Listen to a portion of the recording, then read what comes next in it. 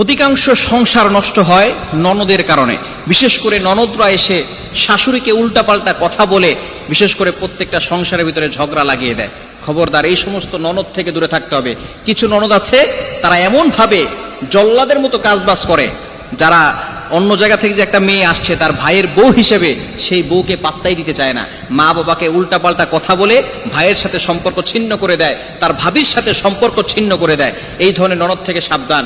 বিশেষ করে বোন, আপনাকে বলি, আপনি যে সংসারে গিয়েছেন সেই সংসার নিয়ে আপনি ভাবেন, আপনি অন্যের সংসারে কেন নাক গলাতে আসেন? কিছু ননদরা আছে এটা বুঝে না।